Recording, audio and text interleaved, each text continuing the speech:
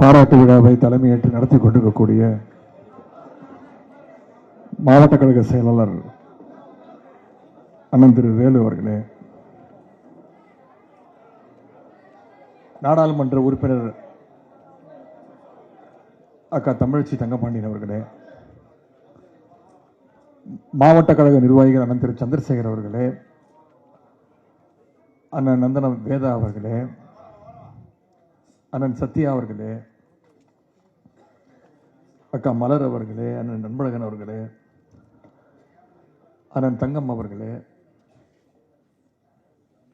பகுதி கழக செயலாளர்கள் அண்ணன் முரளி அவர்களே, அண்ணன் நந்தனம் மதி அவர்களே, அண்ணன் ஏழுமலை அவர்களே, அண்ணன் கோசு மணி அவர்களே, தலைமை செயற்குழு உறுப்பினர் அண்ணன் வில்லவன் அவர்களே, பொதுக்குழு உறுப்பினர்கள் அக்கா செல்வி சவுந்தரராஜன் அவர்களே, அண்ணன் அம்பேத்கர் அவர்களே, அண்ணன் எம் ஆறுமுகம் அவர்களே, அணிகளுடைய மாவட்ட அமைப்பாளர்கள் திரு சரவணன் அவர்களே, திரு கணேஷ் பாண்டியன் அவர்களே, கதிரவன் அவர்களே, அந்தோனி அவர்களே, சகோதரி பானு சலீம் அவர்களே, விஜய் வெங்கடேஷ், வடிவேல், சத்தியமூர்த்தி, சண்முக சுந்தரம், வெங்கட்ராமன் உள்ளிட்ட அணிகளுடைய மாவட்ட அமைப்பாளர்களே, முத்தமிழ் பேரவையினுடைய அறக்கட்டளை தலைவர் அண்ணன் திரு ராமானுஜம் அவர்களே, இளைஞரணியினுடைய மாவட்ட துணை அமைப்பாளர்கள் சகோதரர் உமாசங்கர் அவர்களே, சகோதரர் அஸ்வின் குமார் அவர்களே, சகோதரர் விக்னேஸ்வரன் அவர்களே, அண்ணன் துரை பார்த்திபன், அண்ணன் பொன்னுசாமி உள்ளிட்ட அனைத்து வட்டக்கழக செயலாளர்களே, சகோதரி கீதா முரளி, சகோதரி ரேவதி, சகோதரி விமலா கிருஷ்ணமூர்த்தி, அண்ணன் பாஸ்கர், சகோதரி கோமதி மணிவண்ணன், சகோதரி கீர்த்திகா பாஸ்கர் உள்ளிட்ட அனைத்து மாமன்ற உறுப்பினர்களே, அனைத்து பகுதி மற்றும் வட்டக்கழக நிர்வாகிகளே, பகுதி இளைஞரணி அமைப்பாளர்கள் சகோதரர் ஜெகதீஷ், சகோதரர் திவான், சகோதரர் மணிரத்னம் உள்ளிட்ட இளைஞரணி உள்ளிட்ட அனைத்து அணிகளுடைய நிர்வாகிகளே, கழக மூத்த முன்னோடிகளே, முத்தமிழ் டாக்டர் கலைஞர் அவர்களுடைய உயிரினும் மேலான அன்பு உடன்பிறப்புகளையும் அத்தனை பேருக்கும் முதல்ல என்னுடைய மாலை வணக்கத்தை தெரிவிச்சுக்கிறேன். இன்றைக்கு சென்னை தென்மேற்கு மாவட்ட கழகம் சார்பாக ஏற்பாடு செய்யப்பட்டுள்ள நிகழ்ச்சியில் கலந்து கொண்டு உங்களை எல்லாம் சந்திக்கிறதுல மிகுந்த மகிழ்ச்சி அடைகின்றேன். இந்த நிகழ்ச்சி இவ்வளவு சிறப்பாக எழுச்சியோடு ஏற்பாடு செஞ்சிருக்கக்கூடிய நம்முடைய மாவட்ட கழக செயலாளர் அண்ணன் வேலு அவர்களுக்கு முதல்ல என்னுடைய பாராட்டுகளையும் வாழ்த்துக்களையும் அத்தனை பேர் சார்பாக தெரிவிச்சுக்கிறேன். 4ஆம் தேதி தேர்தல் ரிசல்ட் வந்துச்சு. கிட்டத்தட்ட 2 மாதங்கள் தாண்டிட்டோம். இந்த 2 மாதங்களாக கிட்டத்தட்ட தினமும் காலையும் மாலையும் அண்ணா அறிவாலயத்திலையும் சரி, என்னுடைய அலுவலகத்திலையும் சரி, கழக நிர்வாகிகளை பல்வேறு மாவட்டங்கள்லேருந்து தினமும் வராங்க. இளைஞர்கள், கழக நிர்வாகிகள், இப்படி அத்தனை பேரையும் அத்தனை அணிகளை சேர்ந்தவர்களும் தினமும் மாலையில் 2 மணி நேரம், காலையில் ஒரு 1 மணி நேரம் சந்திச்சுட்டு இருக்கேன். அப்படி நேற்று சந்திச்சுட்டு இருக்கும்போது தான் நம்முடைய மாவட்ட கழக செயலாளர் இங்கே சொன்னது போல் நேற்று போய் கேட்டேன். எதிர்பார்க்கவே இல்லை அவர் வருவார்னு, உடனே ஒத்துக்கிட்டாரு அப்படின்னு சொன்னார். நான் வந்ததில் அவருக்கு மகிழ்ச்சியா இல்லை அதிர்ச்சியான்னு எனக்கு தெரியல.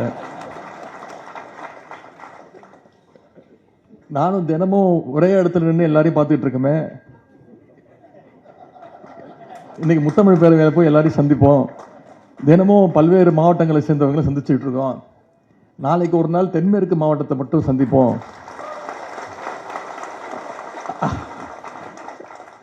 அப்படின்னு நான் நேற்று நினைக்கல, இப்போ நினைக்கிறேன். அண்ணன் வேலுண்ணன் அவர்கள் என் மீது மிகுந்த அன்பு கொண்டவர், பாசம் கொண்டவர், உரிமை கொண்டவர். அவர் எந்த நிகழ்ச்சிக்கு அழைச்சனாலும் உடனடியாக நான், தென்மேற்கு மாவட்டம் என்னுடைய மனசுக்கு மிகவும் நெருக்கமான ஒரு மாவட்டம். இன்னைக்கு அசம்பிளியில் எதிர்கட்சி வரிசையில் உட்கார்ந்துருக்கிறோம், எதிர்கட்சி தலைவராக உட்கார்ந்துருக்கிறேன்னா, நம்முடைய கழக தலைவர் அவர்களை எவ்வளவு நான் மிஸ் பண்ணுறேனோ அதே அளவுக்கு இன்னொருத்தரையும் மிஸ் பண்ணுறேன். நம்முடைய மறைந்த அண்ணன் அன்பழகன் அன்பழகன் அவர்களே நான் அவ்வளோ மிஸ் பண்ணுறேன்.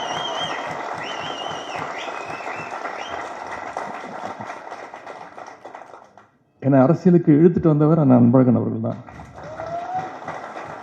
அந்த நன்றியை நான் என்றைக்குமே மறக்க மாட்டேன். அவங்க குடும்பத்தில் இருக்கக்கூடியவங்க நிச்சயம் மறக்க மாட்டாங்க. இன்னைக்கு பல்வேறு இடங்களுக்கு போயிருக்கலாம், ரொம்ப நாள் தாங்காது.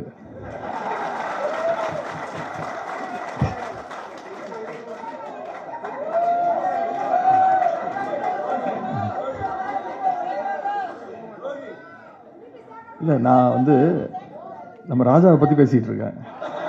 கொடைக்கானல் போயிருக்கிறாரா, வந்தோன்னே கேட்டேன் ராஜா எங்கே அப்படின்னு கேட்டேன். இளைஞரணி அமைப்பாளர் திரு அன்பு சகோதரர் ராஜா எங்கே அப்படின்னு கேட்டேன். கொடைக்கானலுக்கு போயிட்டாரு அப்படின்னு நம்முடைய மாவட்ட கழக செயலாளர் சொன்னார். தமிழிசை காதில் வேற என்னமோ விழுந்துருச்சு, பயந்துட்டாங்க. என்ன தம்பி கொடைக்கானல் எங்கே போயிருக்காரு? கொடைக்கானல் தான் போயிருக்காரு, கவலைப்படாதீங்க, பதட்டப்படாதீங்க அப்படின்னு. அதே மாதிரி இந்த 2 மாதங்களில் தினமும் கழகத்தினரை சந்திச்சுட்டு இருக்கிறோம். தலைவர் அவர்கள் காலையில் அறிவாலயத்தில் சந்திச்சுட்டு இருக்கிறாங்க.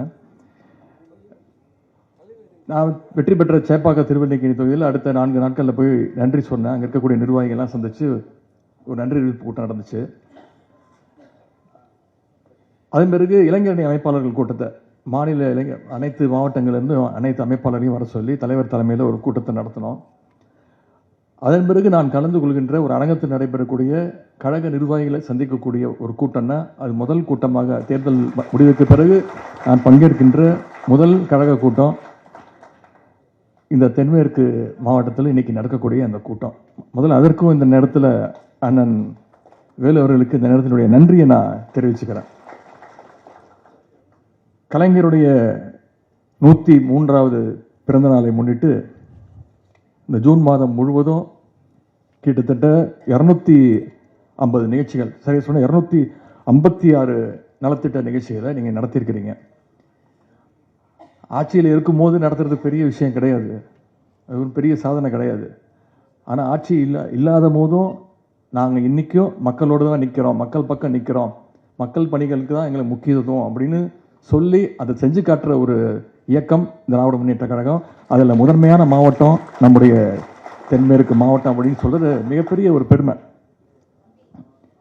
ஆட்சியில் இல்லைன்னொடனே மற்ற கட்சியெல்லாம் என்ன பண்ணியிருப்பாங்க, வீட்டுக்குள்ளே போய் போட்டிட்டு தூங்க ஆரம்பிச்சிருப்பாங்க. அடுத்த 5 வருஷம் கழிச்சு வெளில வருவோம் அப்படின்னு தான் மற்ற இயக்கங்கள்லாம் இருந்திருக்கும். ஆனால் நாம் மற்றவங்க மாதிரி கிடையாது. நாம் கலைஞருடைய உடன்பிறப்புகள். நம்ம தலைவர் நம்ம அப்படி வளர்த்துல எந்த நிலையானாலும் மக்களோடு என்றைக்கும் நிற்போம் அப்படிங்கிறத தொடர்ந்து ப்ரூவ் பண்ணிக்கிட்டு இருக்கக்கூடிய தொண்டர்கள் நம்முடைய உடன்பிறப்புகள். நீங்கள் வெற்றியோ தோல்வியோ வீதிக்கு வந்து மக்களுக்காக உழைப்பவர்கள் தான் உண்மையான கலைஞருடைய உடன்பிறப்புகள் தான் மீண்டும் மீண்டும் நம்ம ப்ரூவ் பண்ணுவோம். அதுக்கு இந்த அரங்கத்தில் இருக்கக்கூடிய நீங்கள் ஒவ்வொருத்தரும் ஒரு எக்ஸாம்பிள், ஒரு எடுத்துக்காட்டு அப்படின்னு சொன்னால் அது மிகையாகாது.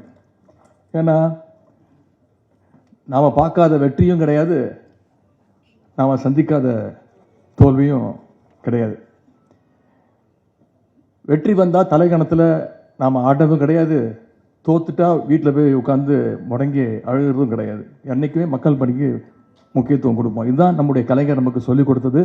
அந்த வழியில் தான் நம்முடைய தலைவர் அவர்கள் நம்மளை வழிநடத்திக்கிட்டு இருக்கிறார். ஏன்னா தேர்தல் முடிவுக்கு அப்புறம் இன்றைக்கி ஒவ்வொரு நாளும் தொலைக்காட்சியில் பார்த்துக்கிட்டு இருக்கோம், என்னென்ன கூத்துக்கள்லாம் இன்றைக்கி நடந்துக்கிட்டு இருக்கு. அண்ணா திராவிட முன்னேற்ற கழகத்துடைய நிலைமை என்னாச்சு அப்படிங்கிறது இன்றைக்கி பார்த்துக்கிட்டு இருக்கோம். கிட்டத்தட்ட பாதியாக உடைச்சிட்டாங்க.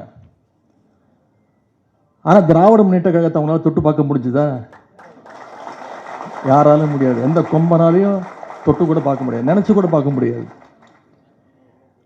ஆனால் என்ன இதில் அழகுன்னா, நாம் முன்பை விட ஆளுங்கட்சியாக இருந்ததை விட இன்னைக்கு எதிர்கட்சியாக இருக்கும் போது தான் இன்னும் ஃபாஸ்ட்டாக, இன்னும் சிறப்பாக செயல்பட்டுக்கிட்டு இருக்கிறோம், இன்னும் உறுதியோடு செயல்பட்டுக்கிட்டு இருக்கோம். அதுதான் திமுகவுடைய அழகு, அதுதான் இந்த இயக்கத்துடைய பெருமையும். அதிமுகவை இவ்வளோ ஈஸியாக அசைச்சு பார்க்குறோமே, ஆனால் ஏன் திமுகவை நம்மளால் கொஞ்சம் கூட சீண்டி பார்க்க முடியலன்னு இன்னைக்கு இருக்கக்கூடிய ஆளுங்கட்சி கிட்டத்தட்ட திணறிட்டு இருக்கிறாங்க.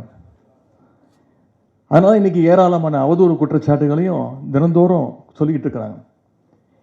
இன்னைக்கு இந்த சோஃபா மாடல் ஆட்சி அமைஞ்சு கிட்டத்தட்ட 60 நாளுக்கு மேல ஆச்சு. நாம யோசிச்சு பார்க்கணும், மக்களுக்கு ஏதாவது ஒரு திட்டங்களை இந்த 60 நாளில் கொடுத்துருக்குறாங்களா?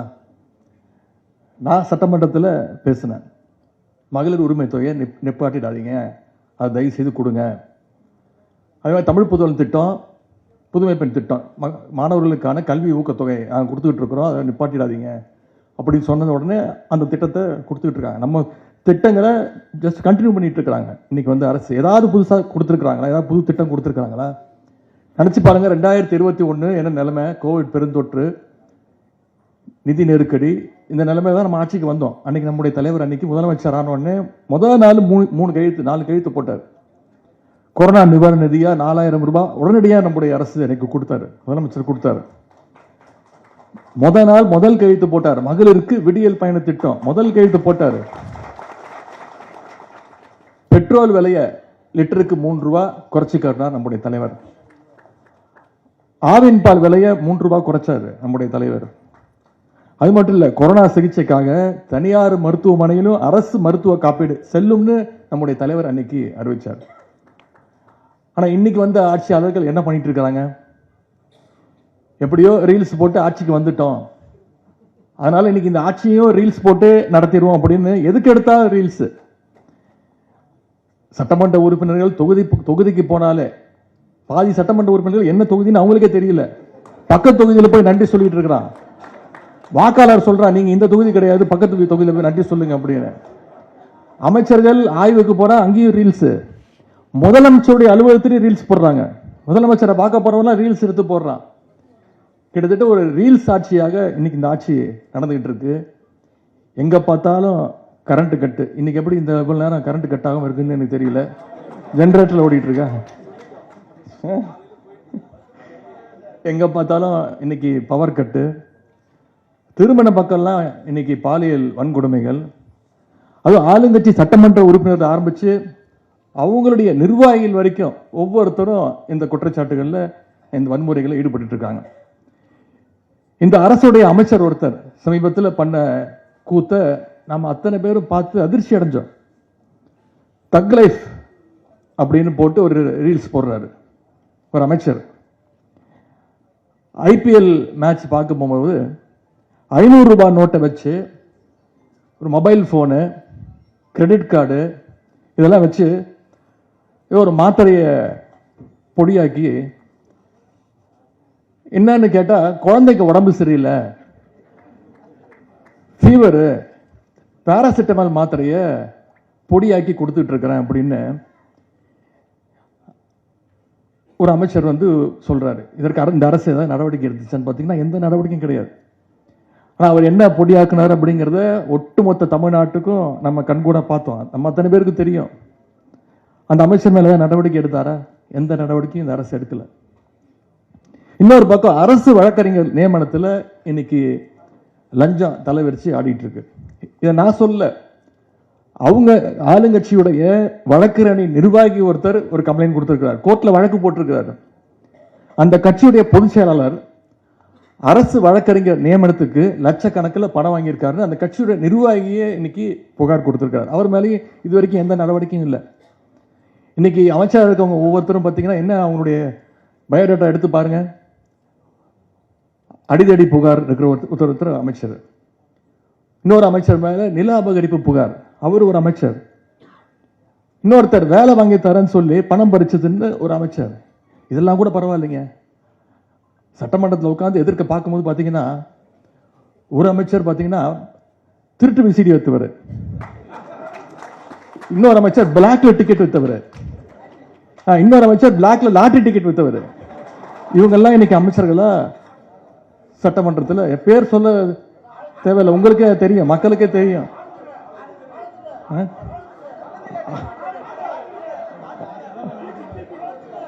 இப்படி லிஸ்ட் போயிட்டே இருக்கு.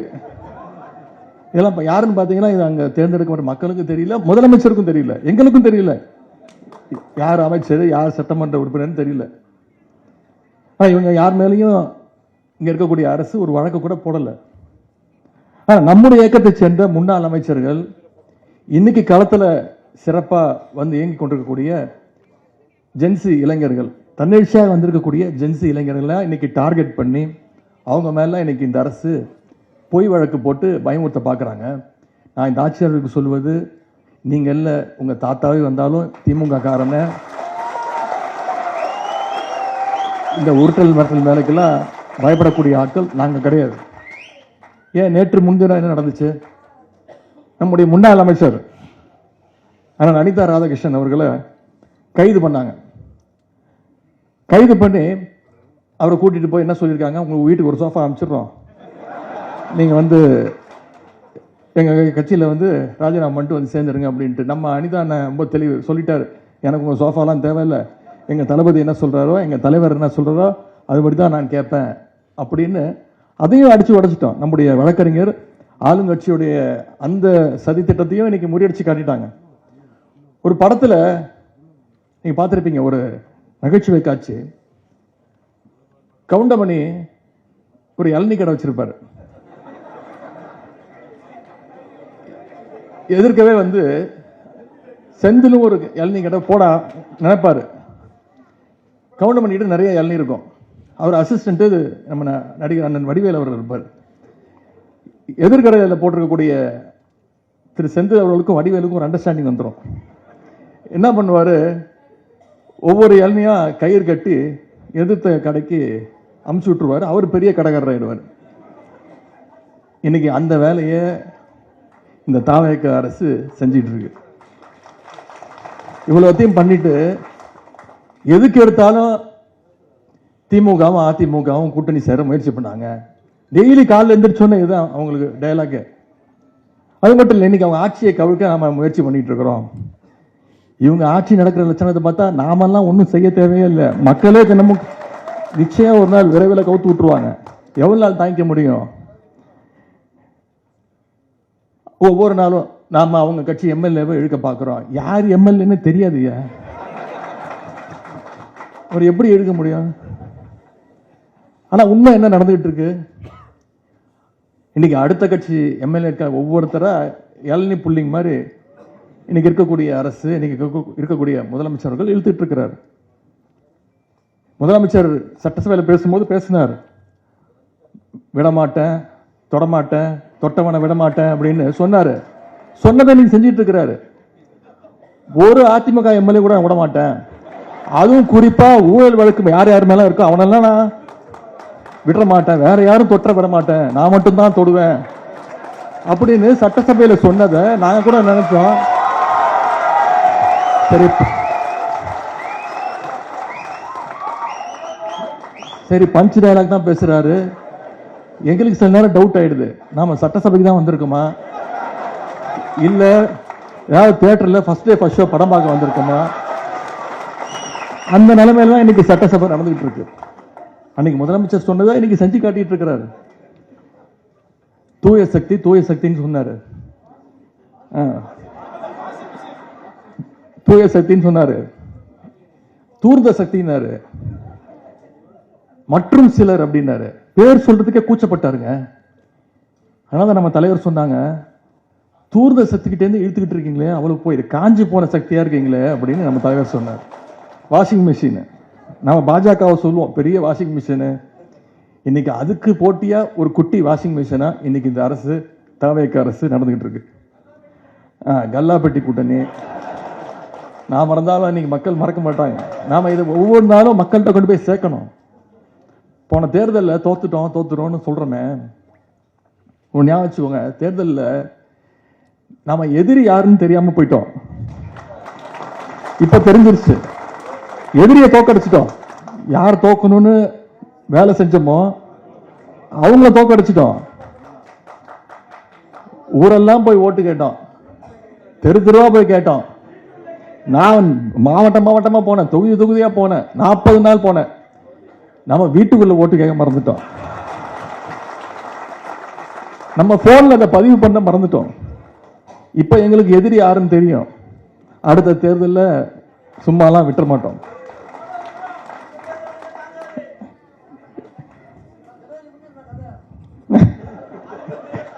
அந்த தூக்கி இன்னைக்கு மேல பழைய போட்டுருவான். உதயநிதி சொன்னாரு, நீ சொல்லிட்டு போயிடு. எனக்கு இதுதான் வேலை பாருங்க, டெய்லி காலையில் எழுந்திரிச்சு இதுதான் இன்னைக்கு இந்த சோஃபா மாடல் அரசுடைய லட்சணம். ஆனால் பார்த்தீங்கன்னா இதெல்லாம் அவங்க கூட புதுசாக கூட்டணி வச்சிருக்காங்க பார்த்தீங்களா, நம்ம தலைவர் பேரை சொல்லி நம்ம திராவிட மாடல் அரசுடைய சாதனைகள்லாம் சொல்லி ஓட்டு வாங்கி நம்முடைய உடன்பிறப்புகளுடைய உழைப்பால் இன்னைக்கு சட்டமன்ற உறுப்பினராகி இன்னைக்கு சில பேர் அமைச்சராகவே ஆயிட்டாங்க. அவங்களாம் யாராவது வாயை திறக்கிறாங்கன்னு பார்த்தீங்கன்னா விமர்சனம் பண்ணுறது கிடையாது. ஏன்னா சோஃபா பிடுங்கிடுவாங்கல்ல, அதனால இன்னைக்கு இந்த கூத்தையெல்லாம் வாயை மூடிட்டுக்கிட்டு இன்னைக்கு வேடிக்கை பார்த்துக்கிட்டு இருக்காங்க. இதையெல்லாம் அடுத்து வருகின்ற நாட்களில் நான் மக்கள்கிட்ட ஒவ்வொருத்தரையும் சந்தித்து எடுத்து சொல்ல வேண்டும். அண்ணா சொன்ன மாதிரி பதவிங்கிறது நம்முடைய தோளில் இருக்கிற துண்டு மாதிரி, ஆனால் கொள்கைங்கிறது தான் நம்ம இடுப்பில் கட்டியிருக்கக்கூடிய வேஷ்டி. அதுதான் ரொம்ப முக்கியம். விசாவையே பார்த்தவங்க, எமர்ஜென்சியே பார்த்தவங்க திமுக தொண்டர்கள், இதெல்லாம் ஏமாத்திரம், இதெல்லாம் தூசு தட்டிட்டு போயிட்டே இருப்போம். நேற்றுக்கு அந்த கட்சியுடைய உருட்டல் மிரட்டலுக்கெல்லாம் பயப்படுற கட்சிக்காக திமுக காரன் கிடையாது, வேற யாராவது பார்த்துக்கோங்க. அதுக்கெல்லாம் என்றைக்குமே களத்தில் நிற்போம், மக்களோடு நிற்போம். ஆகவே இதையெல்லாம் மனசில் வச்சு நாம் ஒவ்வொருவரும் ஒவ்வொரு நாளும் உழைக்க வேண்டும்னு கேட்டுக்கொள்கின்றேன். நீங்கள் அத்தனை பேரும் ஒவ்வொருத்தரும் ஒற்றுமையோடு கழக பணிகளில் மக்கள் பணிகளில் ஈடுபடணும்னு கேட்டுக்கொண்டு, நம்முடைய தலைவருடைய வழிகாட்டுதல்படி எப்போதுமே நான் உங்களோடு நிற்பேன், உங்களோட தோளோடு தோள் நிற்பேன். நாம ஒவ்வொருத்தரும் ஒன்று சேர்ந்து இந்த சோஃபா மாடல் அரசுடைய அவலங்களையெல்லாம் மக்கள்கிட்ட தொடர்ந்து அம்பலப்படுத்துவோம். தேர்தல் மூலமாக ஜனநாயக அடிப்படையில் நிச்சயம் தலைவர் தலைமையில் மறுபடியும் நம்முடைய தலைவர் தலைமையில் திராவிட மாடல் ஆட்சியை நிச்சயம் தமிழ்நாட்டில் அமைப்போம்.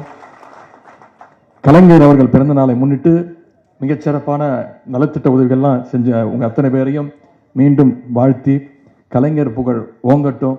நிகழ்ச்சி இவ்வளவு சிறப்பாக ஏற்பாடு செஞ்ச மாவட்ட கழகத்திற்கும் நம்முடைய மாவட்ட கழக செயலாளர் அண்ணன் வேல் அவர்களுக்கும் மீண்டும் என்னுடைய பாராட்டுகளை தெரிவித்து, வந்த மாவட்ட நிர்வாகிகள் அத்தனை பேருக்கும் மீண்டும் என்னுடைய நன்றியை தெரிவித்து வாய்ப்புக்கு நன்றி கூறி விடைபெறுகின்றேன். நன்றி, வணக்கம்.